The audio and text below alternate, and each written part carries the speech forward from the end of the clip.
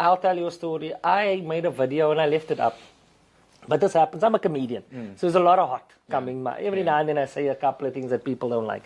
I made a video about attention deficit disorder, ADHD. And the video was around, I was seeing a lot of people saying that they've got ADHD. And the story was, and I said, with respect, I always do that. Yes. But people, they choose what they want to remember. Clip that. But they answer. I mean, like listening is a skill. Yes. I start the video by saying, guys, no disrespect to those people that were diagnosed legitimately with ADHD. Yes.